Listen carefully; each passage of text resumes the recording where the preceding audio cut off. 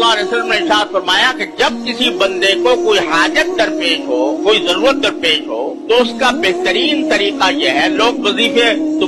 वजीफों पे बहुत ताबीज गंडों पर बहुत यकीन करते हैं, लेकिन नबी करीम सरवरद आलम सल्लल्लाहु अलैहि वसल्लम ने जो तरीका बताया, आज हर शख्स हमसे ये पूछता है कि भाई फला काम के लिए हम कौन सी दुआ पढ़ें, फला काम के लिए हम क्या वजीफा इख्तियार करें, फला काम के लिए ताबीज दे दीजिए। और जब हम उनसे कहते हैं भाई हमें ताबीज गंडे नहीं आते, हमें वजीफे नहीं आते, तो वे समझते हैं ये बेकार, इन्होंने इतना बड़ा मदरसा कायम कर रखा है, ये जो है इसमें अगर ताबीज गंडे नहीं सिखाए जाते और अमलियात नहीं बताए जाते तो ये कारखाना बेकार काम कर रखा है इन लोगों ने। उनको ये पता ही नहीं कि यहाँ क्या होता है और क्या पढ़ाया जाता है, लेकिन लोग इस पर फरेफ्ता है। लेकिन जो चीज रसूल करीम सरवरद आलम सल्लल्लाहु अलैहि वसल्लम ने खुद बताई कि जब तुम्हें कोई हाजत दरपेश हो, कोई जरूरत पेश आए, तो फिर खड़े हो जाओ अल्लाह के नमाज़, तन्हाई 2 रकअतें पढ़ो जिसको सलातुल हाजत है, और 2 रकअतें पढ़कर कहो ला इलाहा इल्लल्लाहुल हलीमुल करीम, ला इलाहा इल्लल्लाहु रब्बुल अर्शिल अज़ीम। उसके बाद एक और दुआ भी है, अल्लाहुम्मा इन्नी असअलुका मुजीबाति रहमतिक व दाइम मग़फ़िरतिक व मुंजियाति अमरिक